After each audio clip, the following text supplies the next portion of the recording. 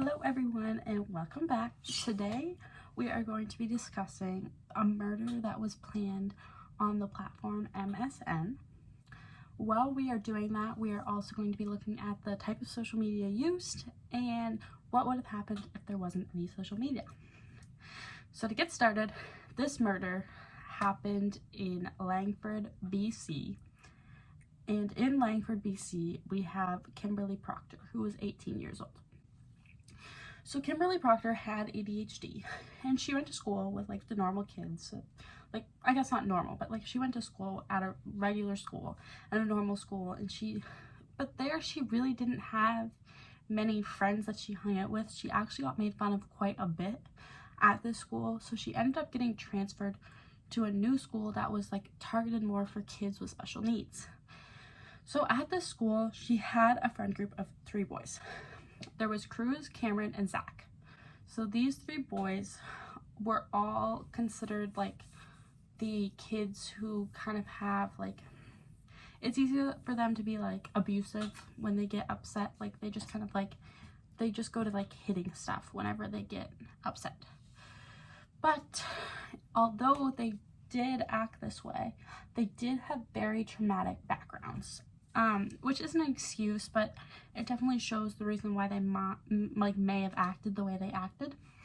So Cruz's dad actually convicted a murder, and when he was a young age, like he was like constantly convicting murders.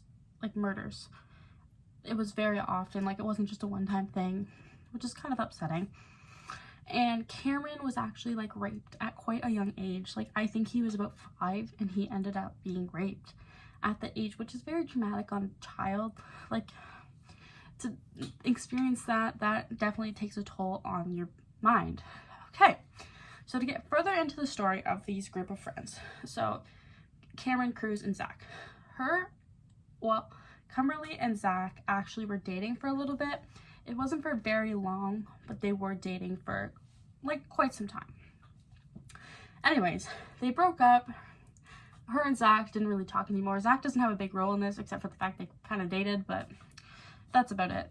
But when they broke up, Cameron tried to make a move almost immediately. Like immediately he jumped in there. But it was actually found out that he was flirting with Kimberly like the whole time they were together too. And she would like try and be like, I'm gonna show Zach, and he'd be like, I'll show him first, to get her in trouble.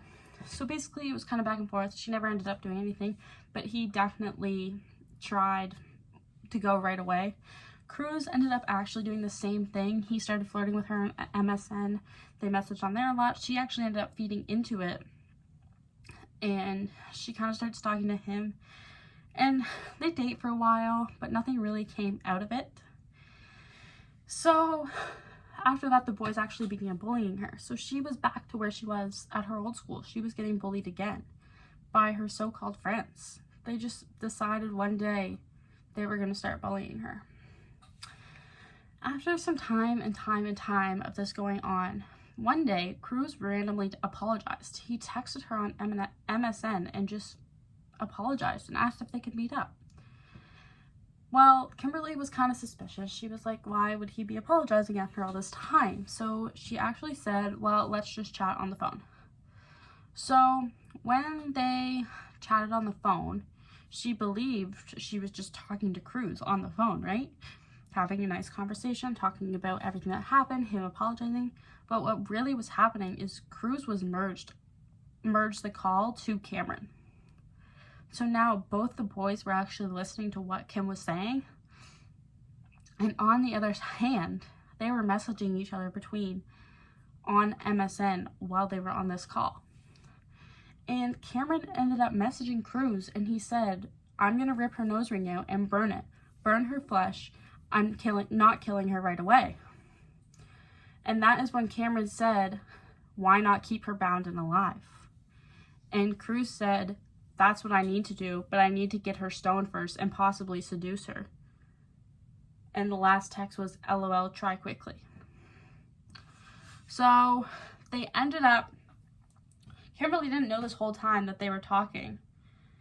And they ended up making a plan to meet up and hang out and talk, like Kimberly and Cruz. They were going to talk things out and meet up. But little did she know there was actually a planned murder for her where both the boys were going to be at.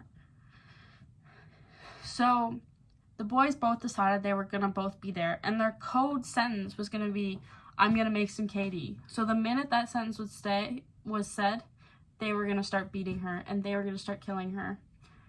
And that is what happens.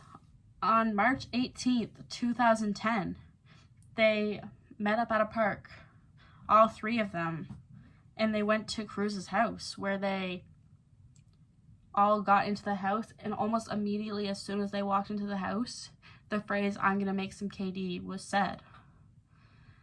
And right away, they stuffed her mouth, taped her mouth, they started beating her, punching her, and they just they tortured her with a knife. They ended up raping her, and they would beat her between turns of raping her. After hours of this torture, she couldn't even fight back. Hours of this torture.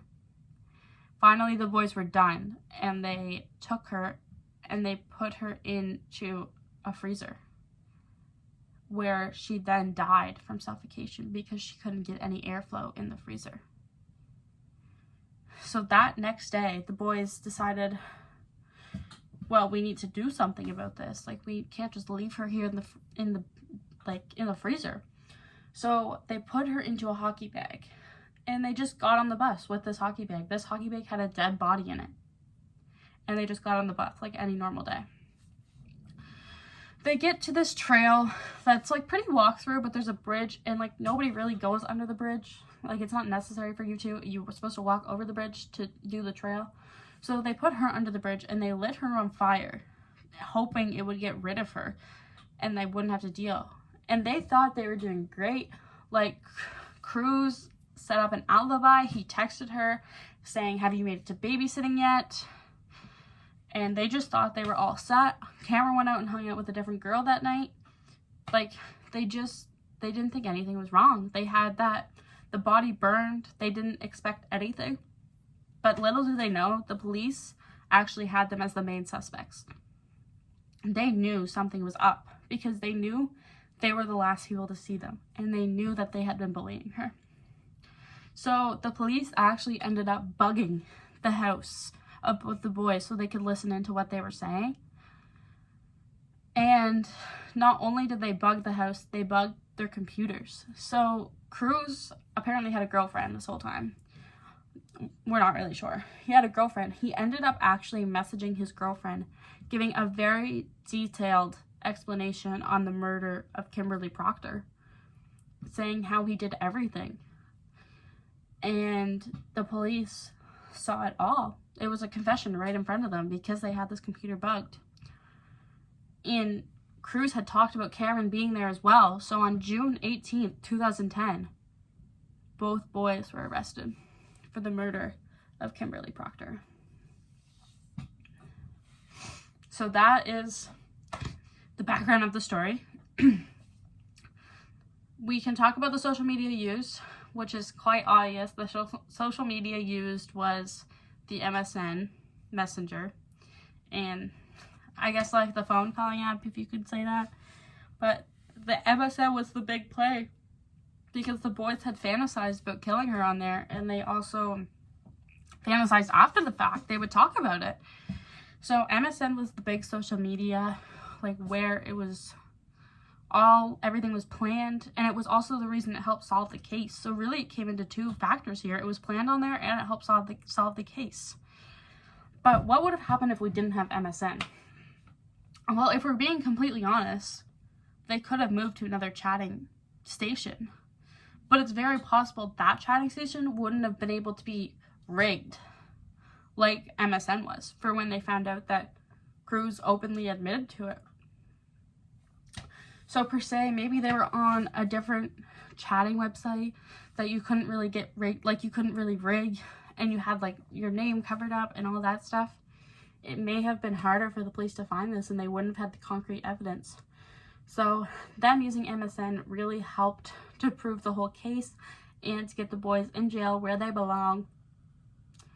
And it also, I mean, not having MSN wouldn't have stopped the case. They could have just talked on another platform, but it would have been nice if there was an MSN and they wouldn't have been able to chat about it so often the way they did. But other than that, that is everything.